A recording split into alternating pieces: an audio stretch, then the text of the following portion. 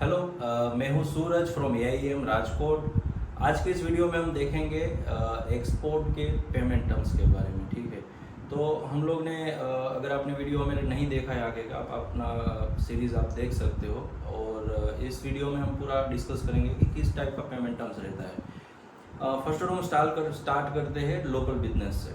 तो local business में क्या होता है, एक बहुत पेमेंट टर्म्स कॉमन रहता है। अगर आप किसी को कोई मटेरियल बेच रहे हो तो वेदर आपको एडवांस देगा या बोलेगा कि एक बार मेरे पास आ जाएगा, मेरे वेयर हाउस में पहुंच जाएगा, उसके बाद मैं पैसा यानी कि क्रेडिट में मैं आपसे खरीदूंगा।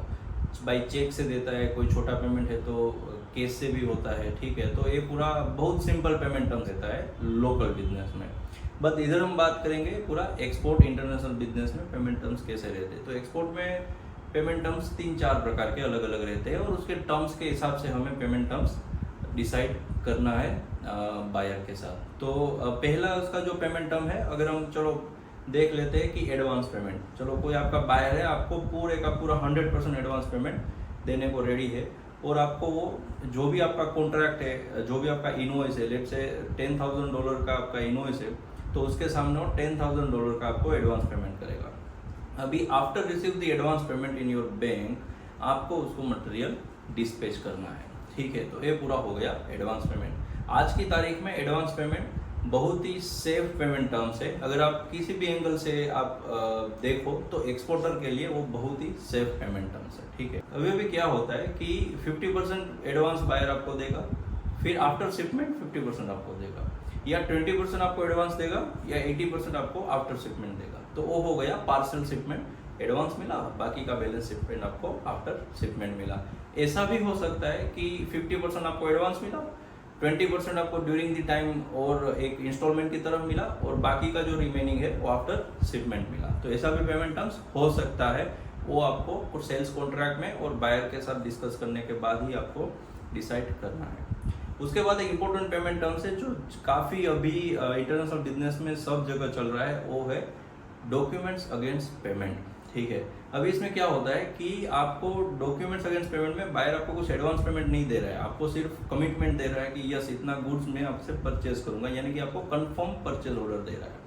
तो आप पूरा मटेरियल तैयार करेंगे, उसको आप शिपिंग लाइन को भेजेंगे, शिपिंग लाइन आपको BL देगा और सब डॉक्यूमेंट्स जनरेट हुए, तो उसके हिसाब से आप डॉक्यूमेंट्स भेजेंगे बायर्स की बैंक को। कैसे भेजना है कि आपकी बैंक से जाएगा डॉक्यूमेंट्स बायर की बैंक को, और बायर वहां पे एक्सेप्ट करेगा कि यस ये डॉक्यूमेंट्स मेरे हैं, मैं एक्सेप्ट कर रहा हूँ, तभी जाके उसके अकाउंट से पैसा आपके अकाउंट में इंडिया में बैंक से ही आपको रूट करना है।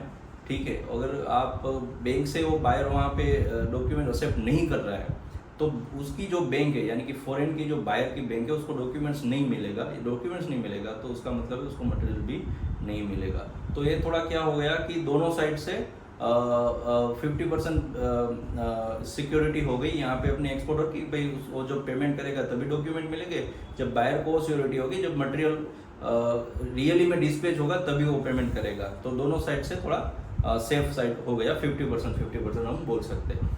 उसके बाद पेमेंट टर्म्स है डॉक्यूमेंट्स अगेंस्ट एक्सेप्टेंस। इसमें क्या रहता है, इसको आपको क्रेडिट देना है। क्रेडिट मतलब डॉक्यूमेंट्स हमने यहाँ पे भेज दिए बायर्स की बैंक को। अभी बायर्स की बैंक क्या करेगी कि बायर्स को बोलेगी कि भैया आपका मटेरियल इंडिया से आया हुआ है, $10,000 का इनवॉइस है, और पार्टी बोल रही है कि डॉक्यूमेंट्स अगेंस्ट एक्सेप्टेंस, यानी कि आप डॉक्यूमेंट्स में साइन कर दो, उसको एक्सेप्ट कर दो। वहाँ पे जो भी टर्म्स लिखी है, 30 दिन, 60 डेज या 90 डेज, जो भी टर्म्स लिखिए, उसके बाद आपको पेमेंट करना है, आपको लिख के देना है। तो आप अपना बायर बैंक में जाएगा, वहाँ पे वो साइन कर देगा, जिसको बोलेंगे हम बिल ऑफ एक्सचेंज पे साइन करेगा, तभी जाके बैंक उसको डॉक्यूमेंट्स देगी। लेकिन याद रखिए, इसमें आपको पेमेंट तुरंत एट साइट नहीं मिलने वाला है। पेमेंट मिलेगा आपको जो भी आपने टर्म डिसाइड किया है, यानी कि 30 डेज। तो 30 डेज के बाद बायर आपको पेमेंट भेजेगा, तभी आपको मिलेगा। एक चीज और, ये दोनों पेमेंट टर्म्स में आप याद रखो, बैंक का कोई रोल नहीं है पे।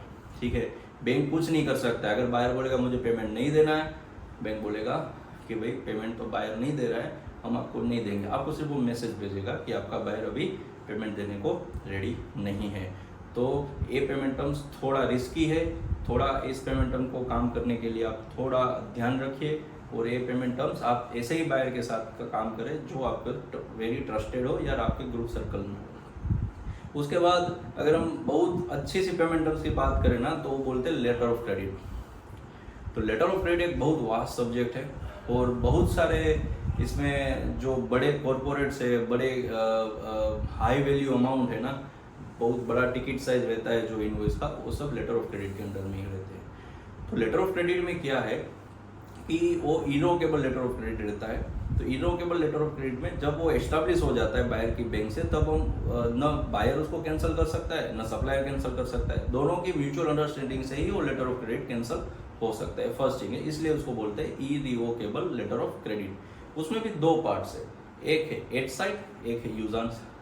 एट साइड में क्या होगा, जैसे कि लेटर ऑफ क्रेडिट के अंडर में जो भी डॉक्यूमेंट्स रेडी हुआ आपके आफ्टर शिपमेंट, आप बैंक थ्रू बायर्स की बैंक को भेजेंगे, बायर्स की बैंक पूरा चेक करेगी, उसके हिसाब से बायर को बोलेगी कि भैया आपको $10,000 का एलसी का ये पेमेंट करना है और आप डॉक्यूमेंट्स ले जाओ। तो बायर वहाँ पे साइन करेगा। हालांकि बैंक ने ऑलरेडी उसके पास से एफडी के रूप में कुछ ना कुछ मॉर्गेज लिया ही होगा, तो उसका जो $10,000 है वो तुरंत उसका अकाउंट से कट करके आपको भेज देगा और डॉक्यूमेंट्स पूरा उसको भेज देगा। उसको बोलेंगे एट साइड। दूसरा है यूजांस। यूजांस में क्या होता है कि आपने चलो 30 डेज का क्रेडिट दे दिया बायर को, ठीक है। तो 30 डेज के क्रेडिट में एलसी वहाँ पे डॉक्यूमेंट्स प्रेजेंट होगा बायर की बैंक को। बायर की बैंक उसको बोलेगी कि भाई आपका $10,000 का एलसी यूजांस आया है और 30 डेज की क्रेडिट है, आप इधर साइन करो और डॉक्यूमेंट्स ले जाओ। तो जब बायर साइन करेगा, बिल ऑफ एक्सचेंज पे डॉक्यूमेंट्स ले जाएगा, लेकिन after 30 days your payment is confirm. वो जो बायर का बैंक है ना, वो 30 डेज पूरा होने के बाद तुरंत आपको पेमेंट भेज देगी। तो ये पूरा एकदम सेफ तरीका है एलसी में काम करने के लिए। एक बार बायर ने एक्सेप्ट कर लिया, फिर बैंक उसका सुनने वाली नहीं है, बैंक उसको पेमेंट करना ही पड़ेगा। तो आफ्टर 30 डेज या 60 डेज जो भी आपने टर्म डिसाइड की है क्रेडिट में, आपको पेमेंट मिल जाएगा। एलसी में हम और भी वीडियो बनाएंगे, क्योंकि एलसी एक इतना बड़ा वास्ट टॉपिक है, उसमें इतने बड़े क्लोजेस भी रहते हैं जिसको 1 to 1 सीखना पड़ेगा। और 1 to 1 थोड़ा डिटेल में हम आपको बताएंगे कि लेटर ऑफ क्रेडिट का पूरा मैकेनिज्म क्या है। अभी तक आप इतना शॉर्ट ब्रीफ इंट्रोडक्शन ले लीजिए कि और इसमें क्या क्या पैरामीटर्स है, इसमें कैसे काम कर रहा है पूरा मैकेनिज्म, वो हम बात के नेक्स्ट वीडियो में लेके आएंगे। उसके बाद है एक पेमेंट टर्म से काफ़ी रिस्की है, उसको हम बोलेंगे ओपन अकाउंट पेमेंट, जो आपको कभी नहीं करना है, ठीक है। करते हैं कुछ लोग, लेकिन हमें अवॉइड करना है। क्यों? क्योंकि ओपन अकाउंट में ऐसा रहता है कि वो बायर जब भी चाहे आपको पैसा देगा, ठीक है। आप शिपमेंट भेज दो, बायर को मन आए तो आपको पैसा देगा, अदरवाइज नहीं देगा।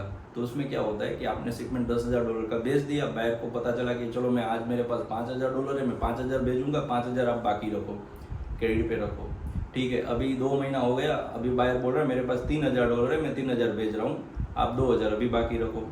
तो उसका कुछ मीनिंग नहीं हुआ, ठीक है। कभी भी पेमेंट, तो वो पूरा ओपन अकाउंट रहेगा। कभी ऐसा भी होता है कि $20,000 बायर ने आपके अकाउंट में डाल दिए, बायर बोलेगा कि आप अपने तरफ से शिपमेंट चालू कर दो। फिर आपने $5,000 का एक शिपमेंट भेजा, दूसरे महीने दूसरा $5,000 का शिपमेंट भेजा। तो ऐसा भी हो सकता है, लेकिन इसमें कुछ टर्म्स कंडीशंस या हम ऐसा बोले कि कुछ रिटर्न रूल्स रेगुलेशन की तरह ऐसे फॉलो नहीं होता है कि जैसे कि आप पेमेंट साइकिल को क्लियर रख सकते हैं अपने बिजनेस में। ऐसा कुछ ओपन अकाउंट में नहीं होता है। ओपन अकाउंट में कब होता है कि जब बायर एंड सप्लायर दोनों एक ही कंपनी है, ठीक है, उसका सब्सिडरी कोई आउट ऑफ इंडिया में है, या एक ही कॉर्पोरेट्स है, या बहुत सालों से एक ही बिजनेस में काम कर रहे हैं, समथिंग लाइक दैट। अगर कोई मैकेनिज्म है तो ये पेमेंट टर्म्स में काम होगा, अदरवाइज पेमेंट टर्म में आपको काम करने की जरूरत नहीं है।